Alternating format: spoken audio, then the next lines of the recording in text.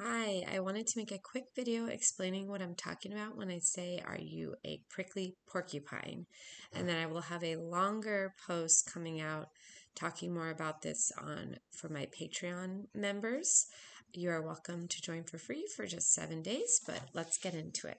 So, Laura Doyle does talk about this, but the concept is, we want to be inviting to our husbands. We want to be magnetizing to our husbands. We don't want to be repelling our husbands.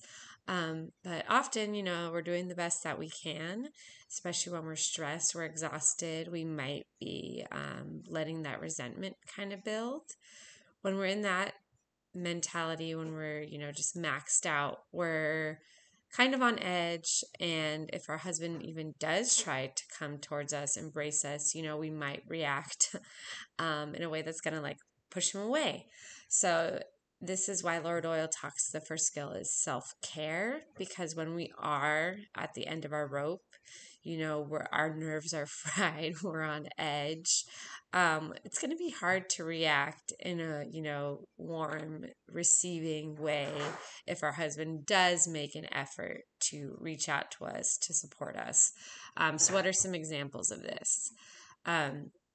So I remember, and it's of course I'm not perfect now, but I'm a lot better at this. So say I was having a hard time and, I might even have some stuff that I'm upset with my husband about. He might try to come and give me a hug, comfort me, say something, and I might just like emotionally vomit all that I'm struggling with. And it kind of gets to the point where it seems like I'm upset with him, or, he used to tell me in the past, like when I was mostly upset with like struggling with sleep with my kids, like, like, I'm not doing this to you. Like, we have a baby that's waking up. Like, I'm not your enemy. Don't. And I was like, I'm not, taking this out on you. But like, I kind of was. So, um, make sure, and like I still have to go through my mind sometimes because like when I am tired, I can start looking for evidence and like things to like blame him, turn against him. So yes, so self-care to so you don't have such a short fuse and you can be more peaceful, joyful, happy. If he's going to try to like tease you, playfully flirt with you, it's a lot easier to respond to that in kind when you are in a more rested and filled up place. So self care is super important if you want to try to rescind your spine, your little prickly porcupine spines. Okay, so yeah, and just being able to banter with him, probably a lot of those things you did earlier in dating. So having self-care can help controlling your thoughts so you're not struggling and going into resentment and thinking negative about him. If you're thinking more positive and looking for evidence of things that he loves you, the way he takes care of you, your family, you're going to be a lot more soft and happy, playful towards him than if you were stewing in resentful thoughts all day. So, yeah, a lot of times we don't know how much we're pushing away our husbands by our actions and our words. So that is kind of one example. And a big one, I have a video on conflict management, with the Laura Doyle way to kind of resolve a conflict. And after you, so you find out something that you need to apologize for. I apologize. Laura Doyle says, I apologize for being disrespectful. Or you could say, I apologize for yelling at you. I apologize for getting upset um, with you. Then you listen to your husband. I hear you. You do not defend yourself. And then the most important part of that, I feel, is to receive whatever he offers graciously, which is another skill, receiving graciously. And occasionally this still happens to me, again, when I'm super low in self-care. My husband will apologize and the porcupine spines come out, and I might continue to tell him what he did wrong. I might rehash something. I might just start crying like crazy. And that's not a way, like, if I want him to apologize, in the future, if he's not sure how I'm going to react, how to approach me, he's less likely to apologize.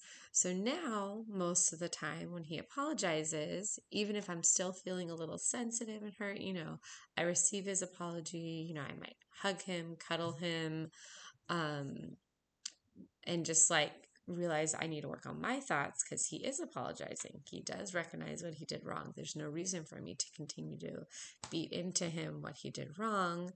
That's not going to help create intimacy between us. And I'm not really owning up to my part if I am apologizing, but then continuing to justify my behavior or complain to him. So this is a huge area. If you can soften your way that you respond to conflict, in the general, I still have like where my anxiety gets in my, emotions, and I react a little more emotional than I should. I get upset when it's like a very minor thing, because I can find hurt in things that maybe aren't actually objectively hurtful, especially when I'm tired and oversensitive. So make sure that you do receive his apology, that you're not pushing it away by, rehashing it, continuing to tell him what he did wrong, launching into an emotional thing. It's not bad to be emotional and vulnerable, but that is the sixth intimacy skill for a reason. I have learned to be a lot more introspective and to work through my emotions before I bring it to my husband. And then I can succinctly tell him what I'm struggling with. And it's a lot easier for him to support me and kind of help me through it because I'm not just like working myself into this endless spiral.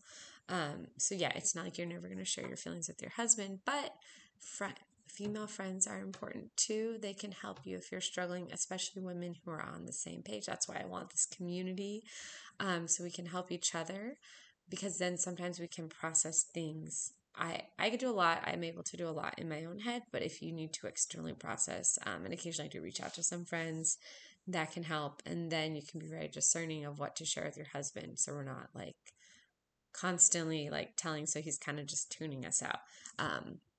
Yes. So by being less reactive, being a little bit more controlled in our emotions, receiving his advances, whether that's, physical, if he's grabbing you, if he's trying to be playful and flirty that way. I used to be sensitive about that because, you're like, oh, you're only interested in me for one thing. But I'll be talking a lot more on my channel about physical intimacy. But that is your husband's, that is a main way of him experiencing love. And it's great that your husband is physically attracted to you. Now I'm like so happy, especially with, having 4 babies, body insecurity is like, it's great that my husband wants to grab me. Okay, so make sure you are doing your self-care, prioritizing that. You're not running yourself ragged so that you can't receive any bids for, attention and affection your husband gives.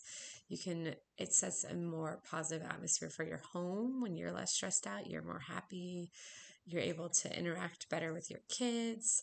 And this is more soft feminine, because when we are prickly porcupine, we actually are more in the masculine. A lot of those traits, you want to soften into your feminine so you can be receiving attention, bids from your husband. You can just be enjoying life a lot more. So I hope this helped explain it a little bit. I can do more videos and more examples if you're struggling with this. So let me know what you think about this concept, and is this something that you are struggling with currently?